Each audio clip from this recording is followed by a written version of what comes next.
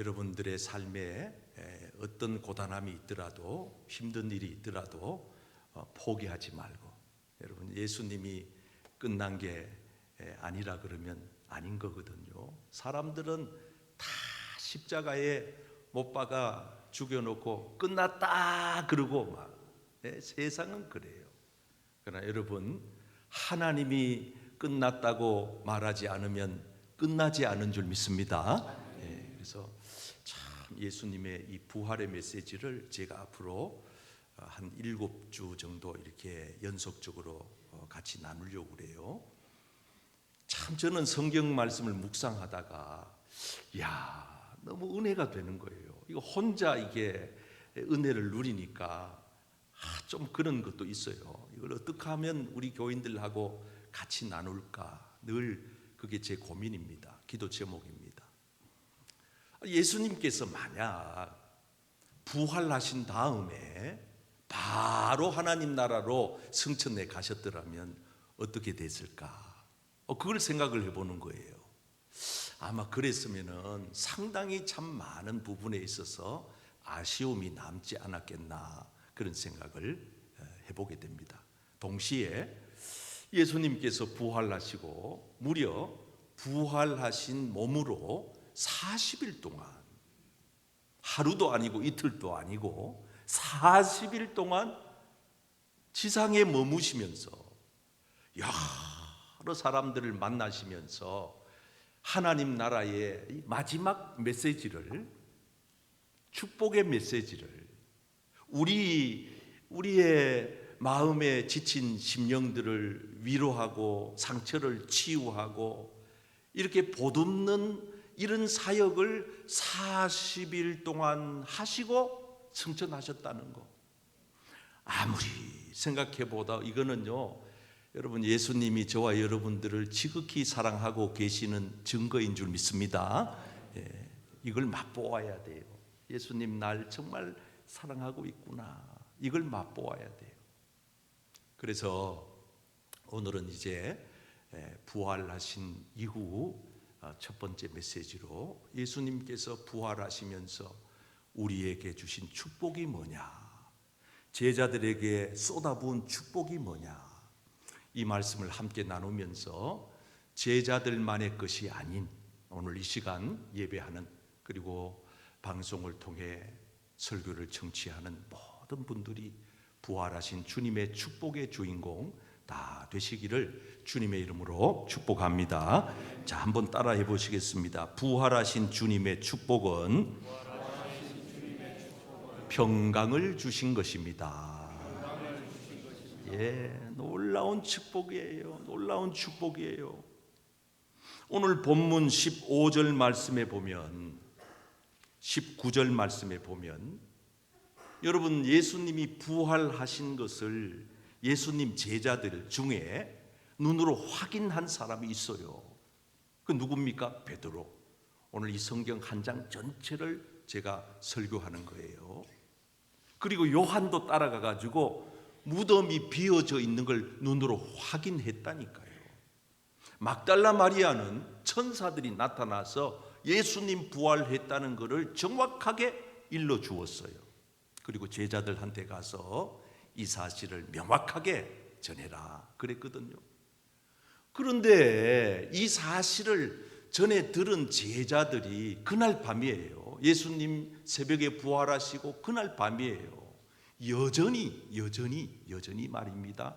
예수님 제자들이 두려움 속에서, 근심 속에서 문을 닫고요, 덜덜덜 떨고 있는 거예요. 이 모습을 여러분 한번 머리로 상상해 보시기 바랍니다. 믿지 않았다는 거잖아요. 못 믿었다는 거잖아요. 예수님 부활하신 현장에 가서 눈으로 본 베드로도, 요한도 못 믿었다는 거잖아요. 우리 예수님 사랑이 얼마나 지극하신지 이 사실을 다 아시는 거예요. 문을 걸어 잠근 그 제자들이 공포스러운 분위기 속에 모여 있는 거기에 부활하신 몸으로 나타나셨어요. 여러분 부활하신 몸은 문을 열고 드나드는 게 아니에요. 신비로운 몸이에요. 문이 닫혀져 있어도 시간과 공간을 초월하는 몸이 부활 몸이에요. 그러니까 우리가 생각하는 이 부활체는 신비롭기 그지 없습니다.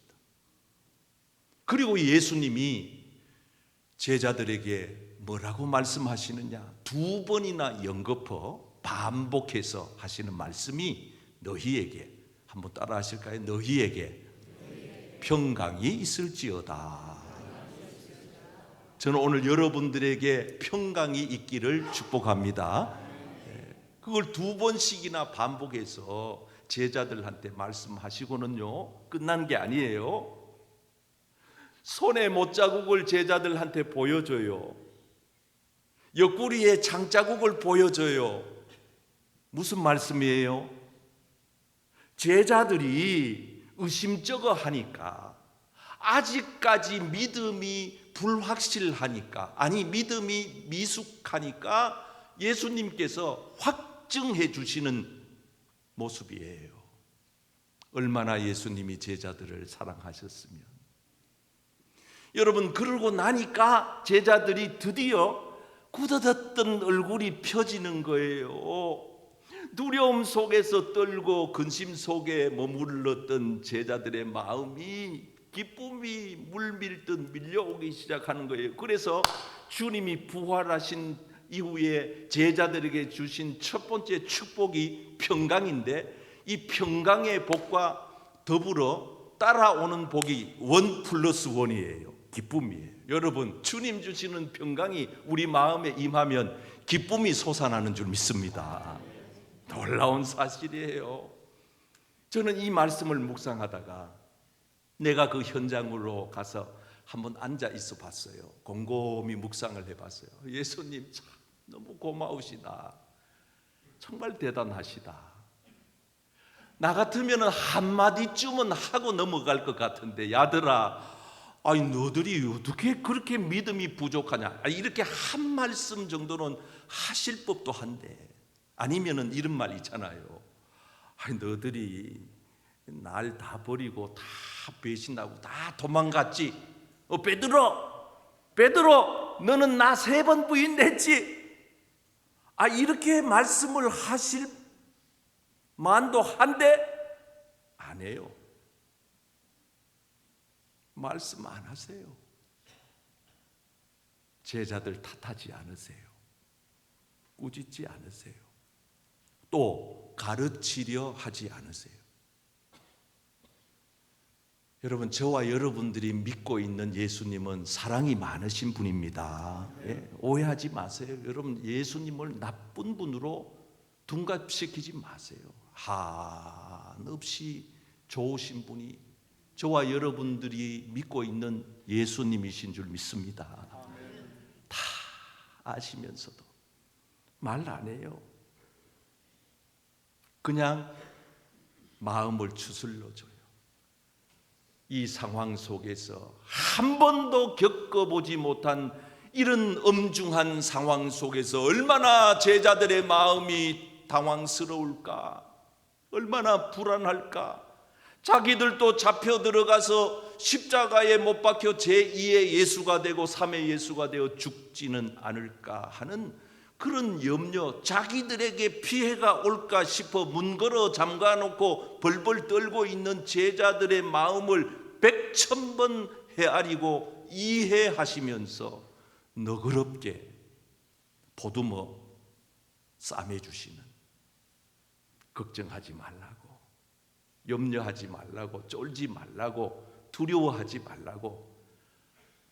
여러분, 놀라운 주님의 축복이에요.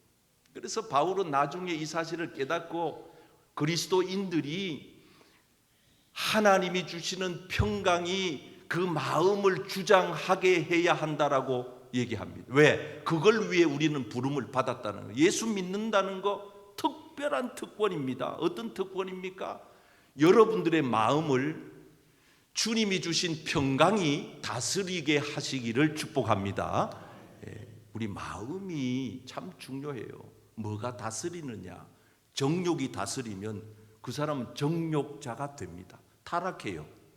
물질이 다스리면은 그 사람은 물질 만능주의자가 됩니다. 돈밖에는 몰라요. 그 사람에게 권력과 이 세상의 명예가 가슴에 채워져 있으면 그 사람은요, 그런 사람 됩니다. 저는 여러분들의 마음을 주님이 주시는 평강으로 다스려 가시기를 축복합니다. 이런 사람은요, 밤에 잠을 자면서도 마음이 평안해, 마음이 평정심이 밤에 잠자리에 들면서도 유지가 돼요. 밤잠을 못 잤습니다. 이런 사람 잘 없어요. 불면증 잘 없어요. 왜? 우울증 잘 없어요. 왜 그러냐? 밤중에 잠을 자면서도 하나님이 주시는 평강이 내 마음을 다스리니까.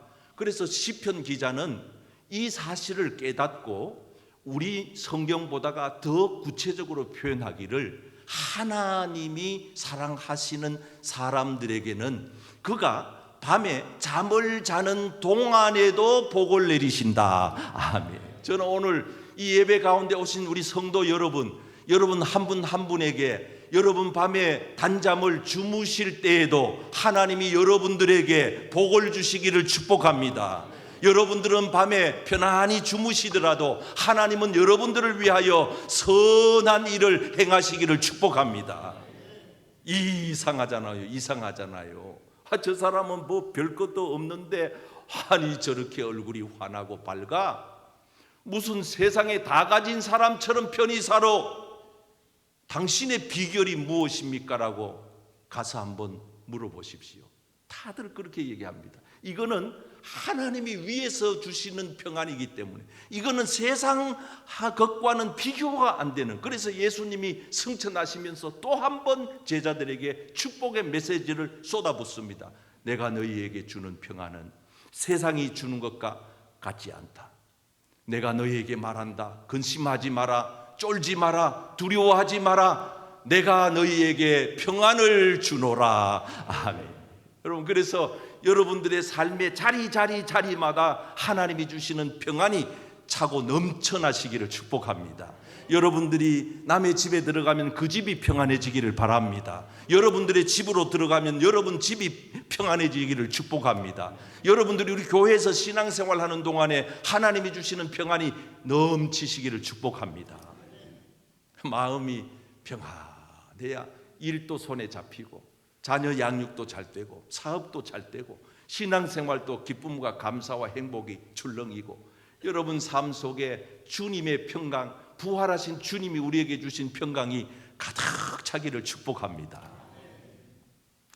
어떤 교회 목사님한테 제가 직접 들은 얘기예요. 그 교회 교인들이 예배 마치고 구역 식구 4분이 커피숍에 커피를 마시러 갔대요. 가가지고 커피를 마시러 갔는데 유별나게 섬김의 은사가 있는 분이 꼭 있거든요. 무조건 가면은 내가 살게 이런 사람이 있어요. 그래가지고 그분이 커피를 사가지고는 접시에다가 이래 담아가지고 4잔을 담아가지고 이래 오다가 테이블에 오다가 걸려가지고 넘어져 버렸어요. 그래가지고 커피 넉 잔을 다 쏟아버렸네.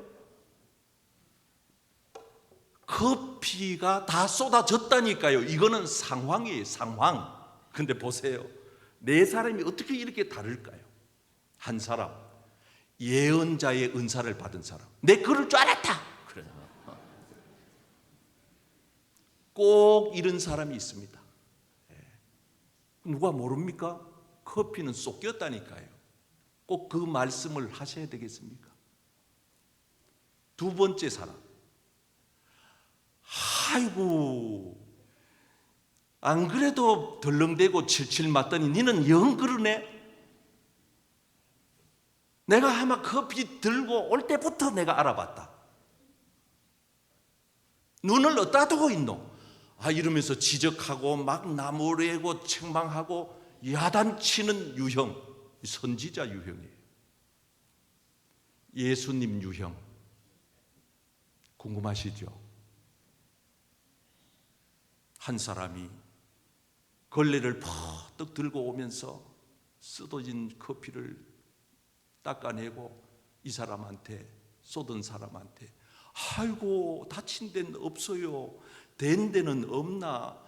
아이고 안 다쳤으면 됐다. 그리고 버떡 뒷정리해가지고 다시 카운터에 가서 커피 4잔을 다시 받아서 오는 사람.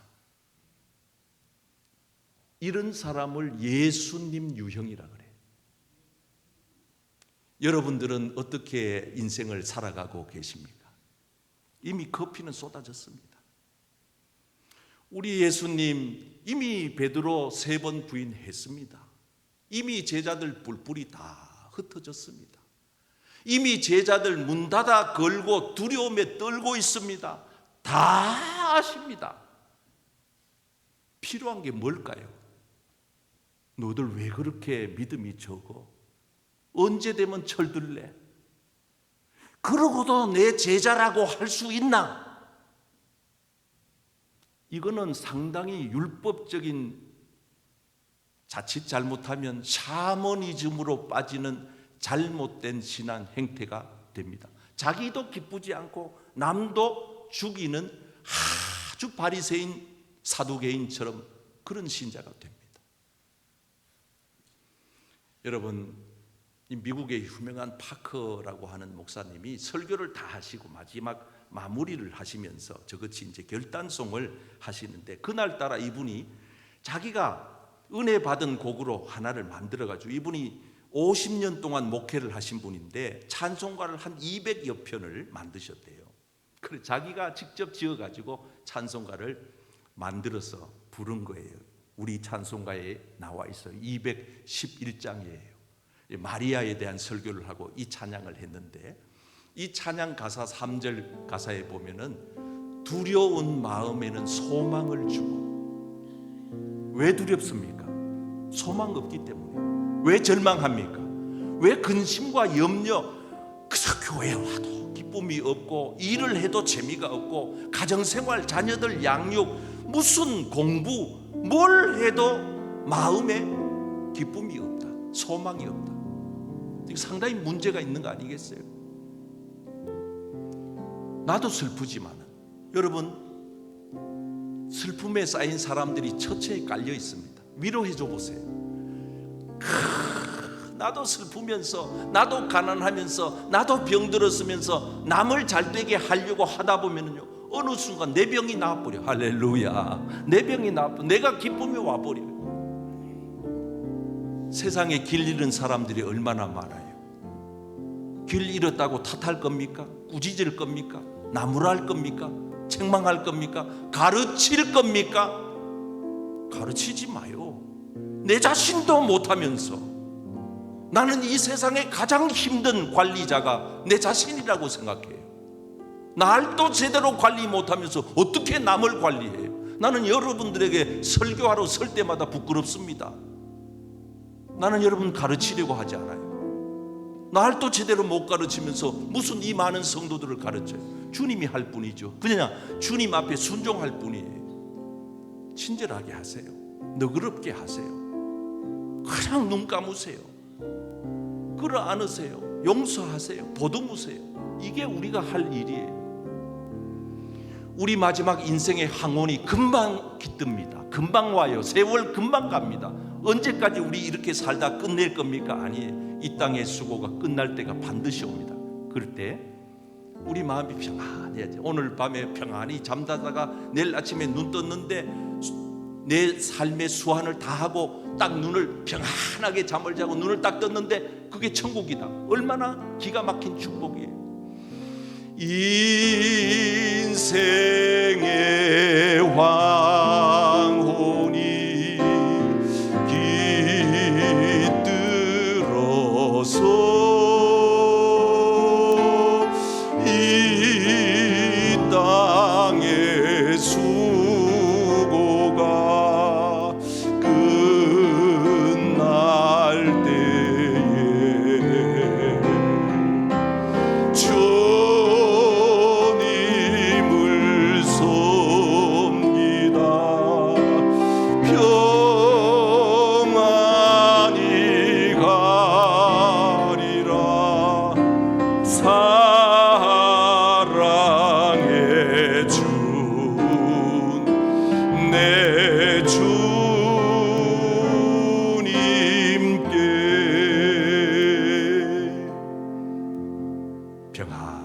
사시기를 축복합니다.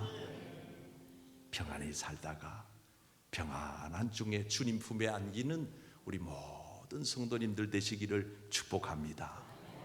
우리 주님, 부활하신 주님이 우리에게 주신 축복은 사명을 주신 것입니다. 사명을 주셨어요. 왜 우리에게 평안을 주셨어요? 이 세상의 그 어느 곳에서도 그 누구도 줄 수 없는 하나님 나라의 신령한 평안을 왜 우리에게 주었을까요? 사명 때문에. 이 사명을 감당하라고 우리 주님 오늘 이렇게 말씀하십니다. 평강을 주신 이후에 주님께서 두 번째로 주신 축복입니다. 아버지께서 나를 보내신 것 같이.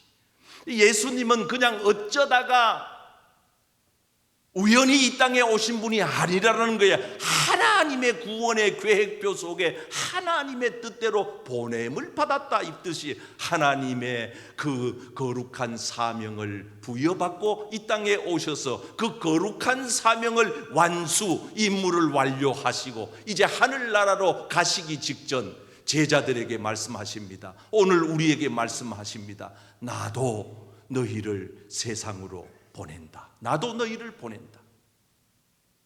여러분, 저와 여러분들은 하나님께로부터 사명을 부여받은 성도들인 줄 믿습니다. 이 세상 여러분 참 신기해요. 막 사는 사람 있어요.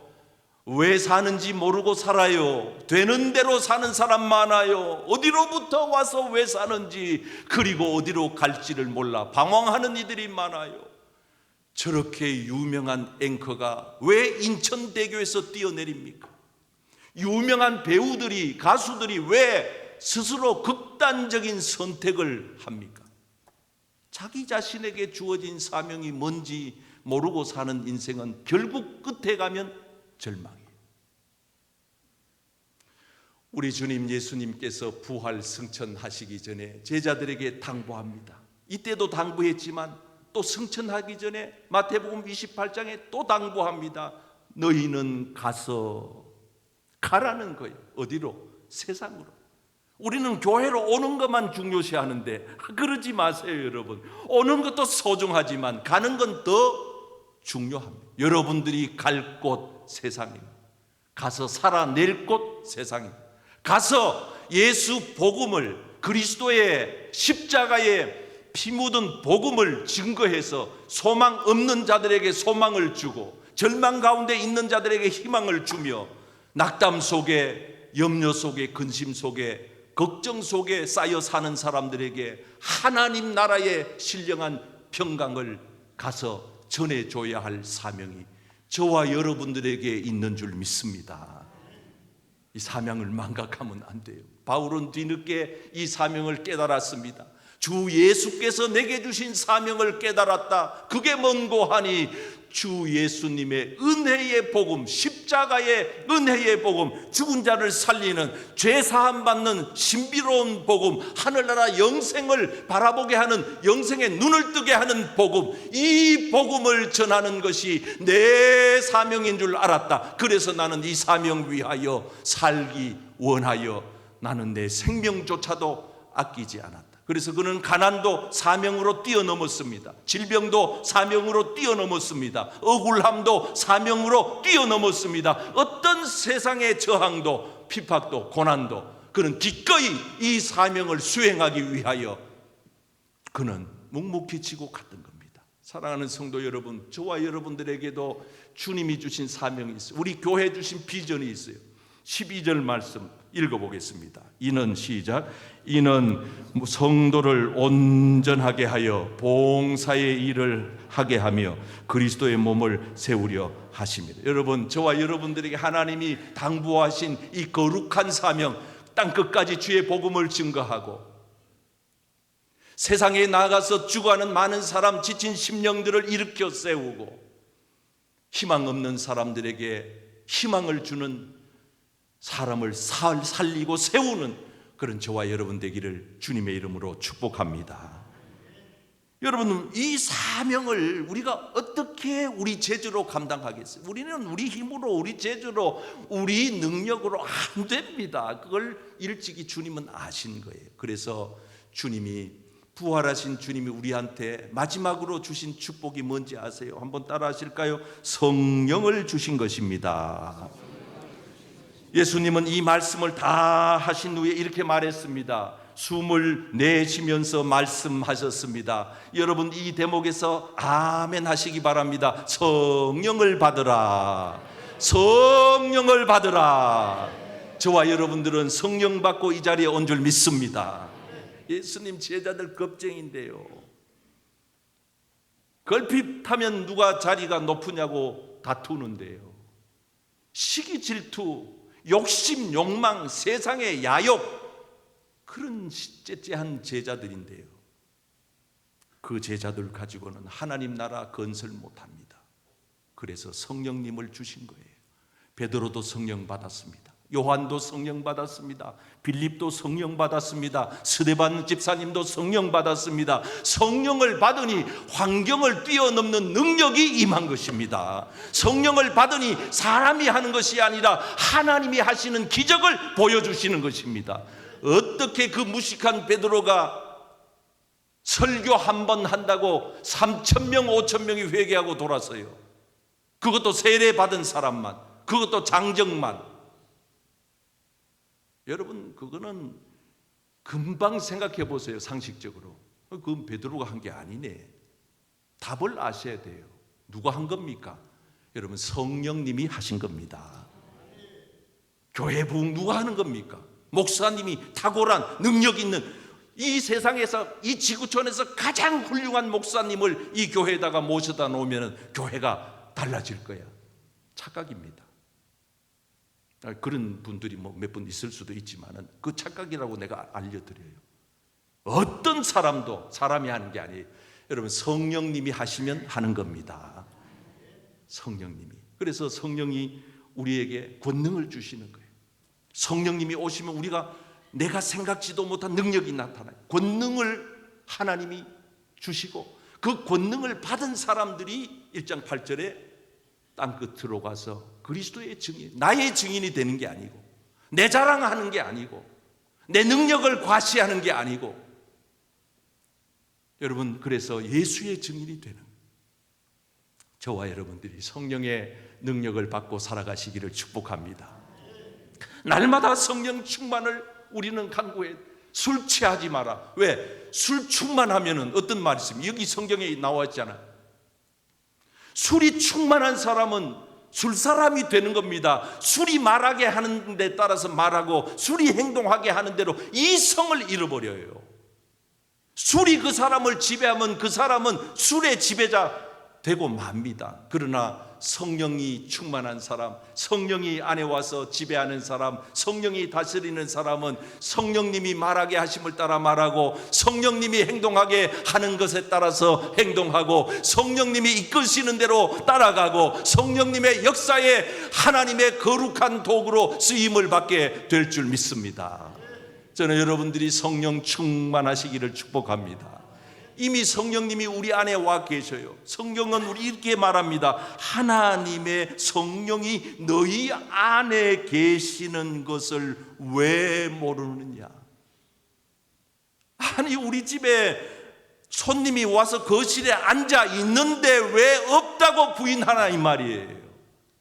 내 차에 지금 내 배우자가 타고 있는데 왜 안 탔다고 말하느냐 이 말이에요. 성령님이 여러분 안에 와 계시는데 왜 안 왔다고 부인하느냐 이 말이에요. 여러분, 성령님이 이미 여러분 안에 계심으로 여러분들은 예수 그리스도를 주로 고백했고 이 자리에 예배자로 와 계신 줄 믿습니다. 부인하지 마십시오. 성령님이 내 안에 와 계신 것입니다. 성령님이 우리 교회 가운데 충만합니다. 성령님의 이끌림을 따라 살아가시기를 축복합니다. 그래서 성경 뭐라 말하느냐? 성령을 소멸하지 마라. 성령을 소멸하면 안 된다. 부인하지 마라. 성령의 불을 끄지 말라는 거예요. 성령이 불꽃이 내 안에서 활활 타오르고 있는데 그 자꾸 물을 갖다 끼얹으면, 여러분, 여기 물컵에 좋은 물이 담겨져 있는데 여기다가 오물을 갖다 집어넣으면 여기는 파리떼가 끓고 구더기가 나는 것입니다. 마찬가지입니다.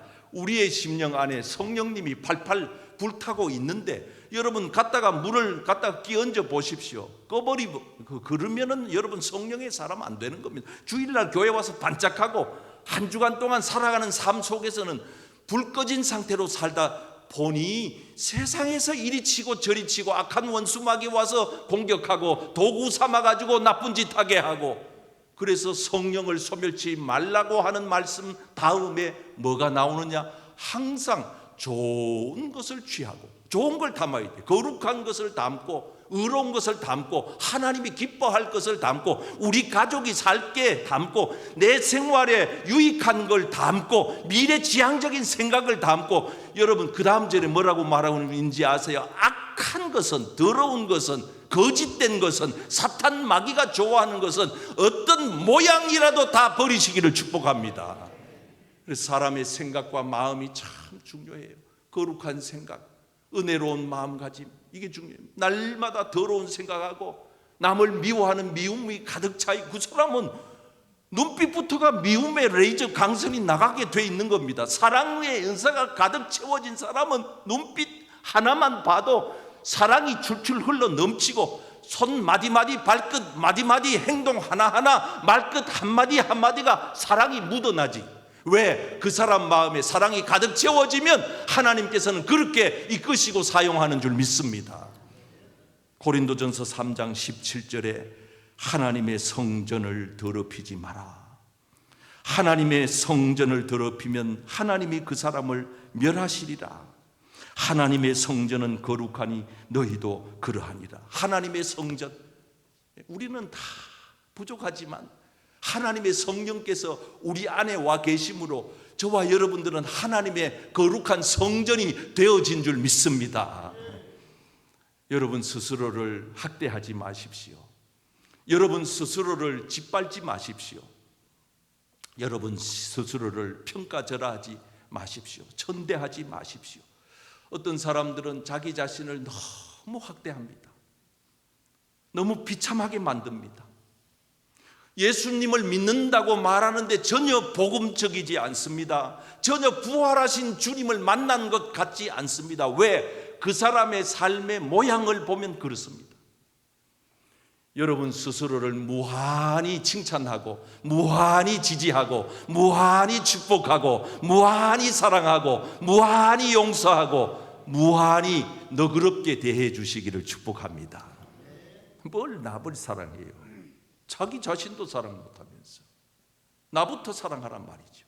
나를 아끼고 나를 지극히 보살펴주고, 괜찮아, 너 그래도 그 정도 하는 거 아무나 하는 거 아니야, 잘하고 있어, 조금만 힘을 내라, 조금만 더 가면 된다. 그럼 자기 성장이 일어나고, 자기 스스로를 검토하니까 늘 항상 자중하고 겸손한 자세를 취하고 남에게 상처를 주지 아니하고 자기 자신에 대해서는 무한히 복음적인 지지를 보내주면서 격려해주면서, 여러분 이 세상 살이가 만만치 않아요. 그래서 예수님은 40일 동안 이 지상에 머무시면서 이 작업을 한 거예요. 괜찮아, 두려워하지 마, 과거를 묻지 않아, 주님의 평강이 있기를 원해, 너희들 기쁘게 살아야 돼, 하나님이 주신 사명을 잘 감당하거라, 그 감당하기 위하여 내가 성령을 보내서 도와줄게, 너의 연약함도 도와주고 너의 아픔도 만져주고 외로움도 싸매주면서 위로해주면서 성령을 너희에게 보내서 떠나지 아니하고 너희 곁에서 365일 24시간을 풀타임으로 너희를 돌보아 줄 터이니 힘을 내라. 오늘 부활하신 이 주님의 축복이 오늘 우리 모든 성도님들의 것이 되기를 주님의 이름으로 축복합니다.